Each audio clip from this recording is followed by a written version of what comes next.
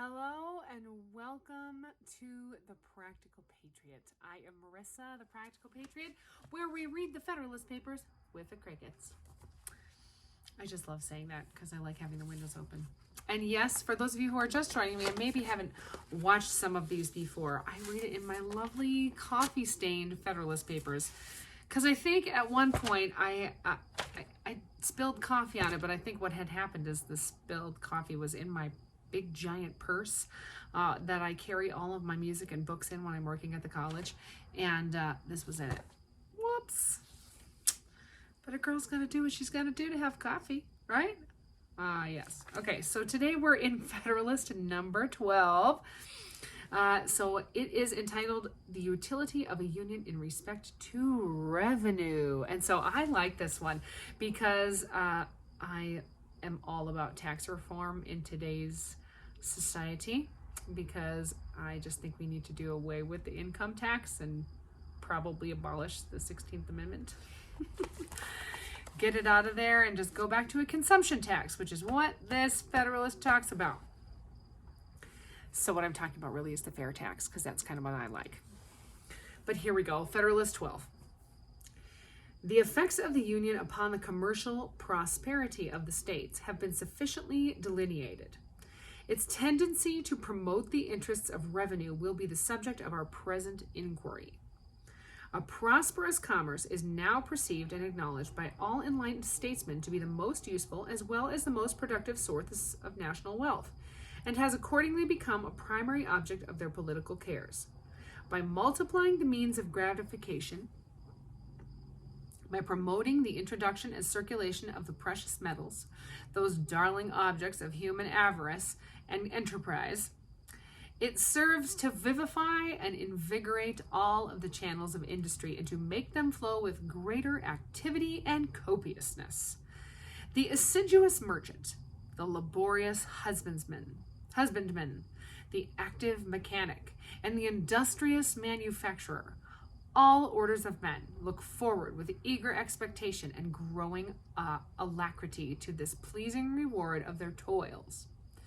The often agitated question between agriculture and commerce has from indubitable experience received a decision which has silenced the rivalships that once subsisted between them, and has proved to the entire satisfaction of their friends that their interests are intimately blended and interwoven.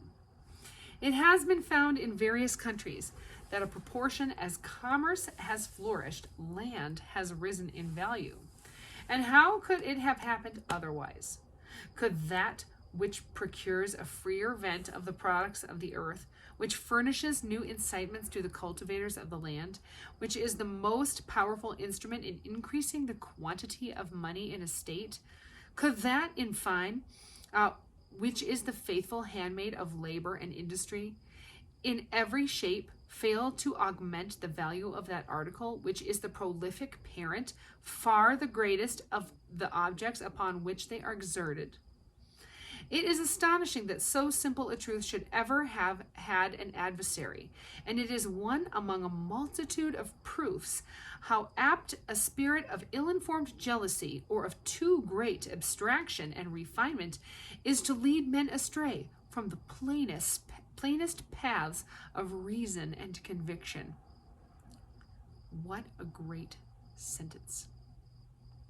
I'm going to read it again. I think that's so wonderful. And it goes for so many real truths in today's society. If we don't talk about what is your truth, but we talk about the real truth, right? It is astonishing that so simple a truth could ever have had an adversary.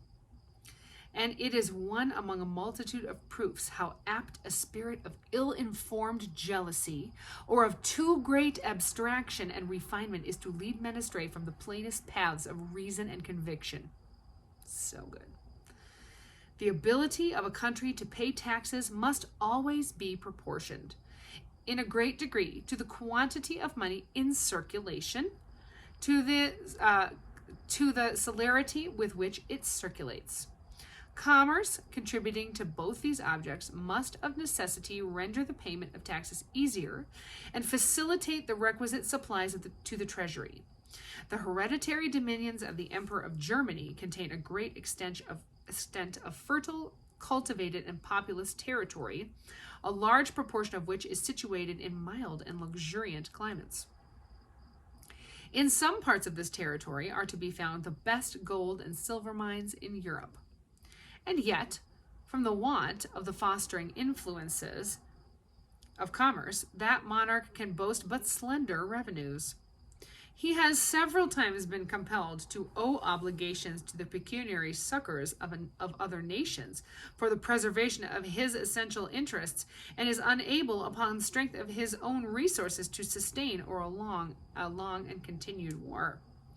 But it is not in this aspect of the subject alone that union will be seen to conduce to the purposes of revenue. There are other points of view in which its influence will appear more immediate and decisive. It is evident from the state of the country, from the habits of the people, from the experience we have had on the point itself, that it is impracticable to raise any very considerable sums by direct taxation. Tax laws have in vain been multiplied. New methods to enforce the collection have in vain been tried. The public expectation has been uniformly disappointed, and the treasuries of the states have remained empty. The popular system of administration, inherent in the nature of popular government, coinciding with the real scarcity of money, incident to a languid and mutilated state of trade, is hitherto defeated every experiment for extensive collections, and has at length taught the different legislatures the folly of attempting them. No person is acquainted with what happens in other countries will be surprised at this circumstance. In so opulent a nation as Britain, where direct taxes from superior wealth must be much more tolerable, and from the vigor of the government much more practicable than in America, far the greatest part of the national revenue is derived from taxes of the indirect kind, from imposts and from excises.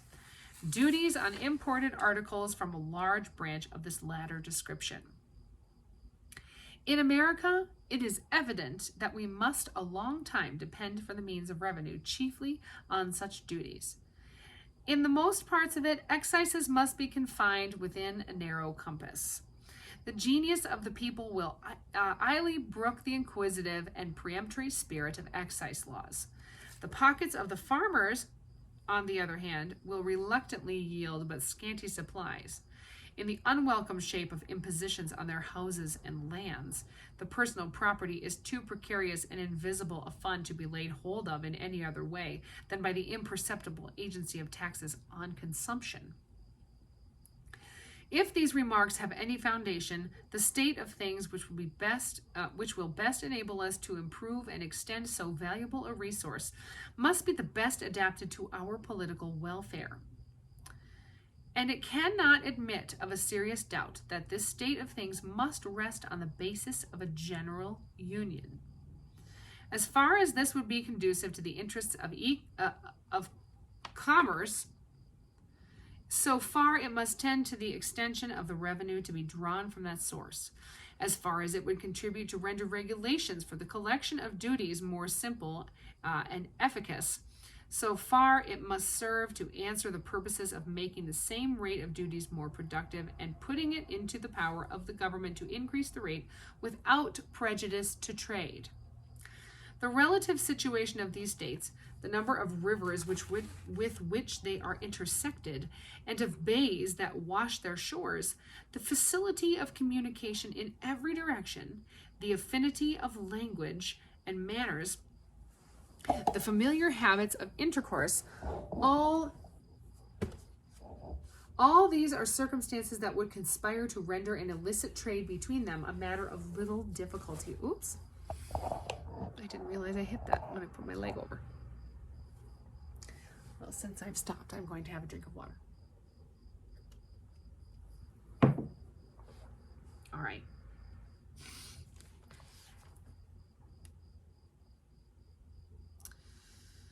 As far as it would contribute to render regulations for the collection of the duties more simple and efficacious, so far it must serve to answer the purposes of making the same rate of duties more productive and of putting it into the power of the government to increase the rate without prejudice to trade.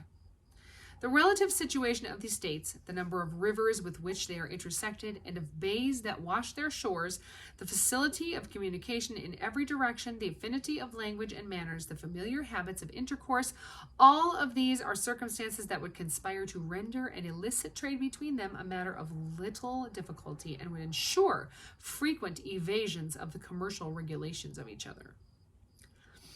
The separate states or confederacies would be driven by mutual jealousy to avoid the temptations of that kind of trade, and by the lowness of their duties.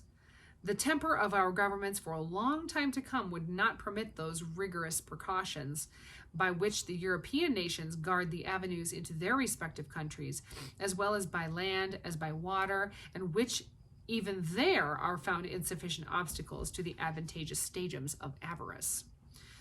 In France, there is an army of patrols, as they are called, constantly employed to secure her fiscal regulations against the inroads on the dealers of contraband. Sounds like the IRS. Mr. Necker computes the number of these patrols at upwards of 20,000. This proves the immense difficulty in preventing that species of traffic where there is an inland communication, and shows in a strong light the disadvantages with which the collection of duties in this country would be encumbered, if by disunion the states should be placed in a situation with respect to each other, resembling that of France with respect to her neighbors. The arbitrary and vexatious powers with which the patrols are necessarily armed would be intolerable in a free country. If, on the contrary, there be but one government pervading all the states, there will be, as to the principal part of our commerce, but one side to guard, the Atlantic coast. Vessels arriving directly from foreign countries, laden with valuable cargoes, would rarely choose to expose themselves. Excuse me, it's getting a little late. Expose themselves to the complicated and critical perils which would attend attempts to unlade prior to their coming into port. They would have to dread both the dangers of the coast and of detection, as well after as before their arrival at the places of their final destination. An ordinary degree of vigilance would be competent to the prevention of any material infractions upon the rights of revenue. A few armed vessels judiciously stationed and employed might at a small expense be made useful sentinels of the laws. And the government, having the same interest to provide against violations elsewhere, the cooperation of its measures in each state would have a powerful tendency to render them effectual. Here also we should preserve by union an advantage which nature holds out to us, which would be relinquished by separation. The United States lie at a great distance from Europe, and at a considerable distance from all other places with which they would have extensive connections of foreign trade. The passage from them to us in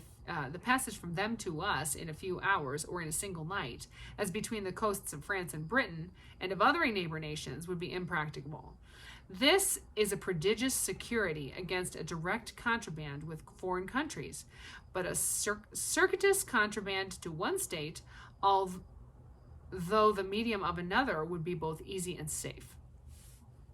The difference between a direct importation from abroad and an indirect importation through the channel of an adjoining state in small parcels according to the time and opportunity, with the additional facilities of inland communication, must be palpable to every man of discernment. It is therefore evident that one national government would be able, at much less expense, to extend the duties on imports beyond comparison further, that would be practicable to the states separately or to any partial confederacies hitherto. I believe it may be safely asserted that these duties have not upon the average exceeded in any state 3%. In France, they are estimated to be about 15%, and in Britain the proportion is still greater. There seems to be nothing to hinder their being increased in this country to at least treble their present amount. The single article of ardent spirits, under federal regulation, might be made to furnish a considerable revenue. According to the ratio of importation into this state, the whole quantity imported into the United States may, at a low computation, be estimated at 4 millions of gallons, which, at $1 per gallon, would produce 200,000 pounds. That article would well bear this rate of duty, and if it should tend to diminish the consumption of it, such an effect would be equally favorable to the agriculture, to the economy, to the morals, and to the health of society. There is perhaps nothing so much subject of national extravagance as this very article. What will be the consequence if we are not able to avail ourselves to the resource in question in its full extent? A nation cannot long exist without revenue. Destitute of this essential support, it must resign its independence and sink into the degraded condition of a province.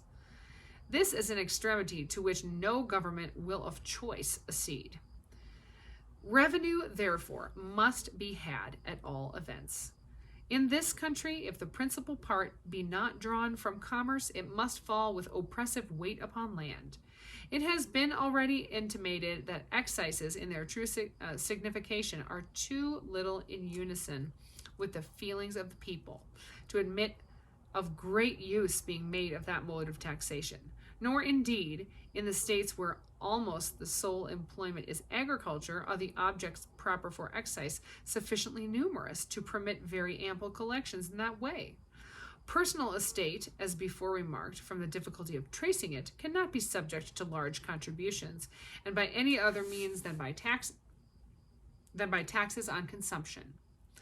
In popular cities, it may be enough, the subject of conjecture, to occasion the oppression of individuals without much aggregate benefit to the state. But beyond these circles, it must, in a great measure, escape the eye and the hand of the tax gatherer.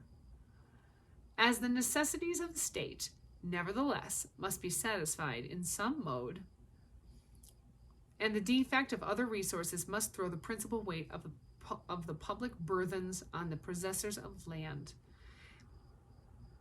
And as, on the other hand, the wants of the government can never obtain adequate supply unless all the sources of revenue are open to its demands, and the finances of the community, under such embarrassments, cannot be put into a situation consistent with its respectability or its security.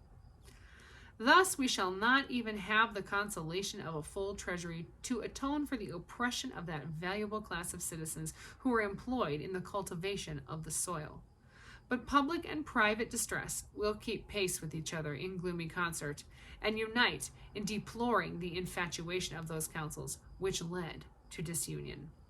November 27th, 1787, Alexander Hamilton.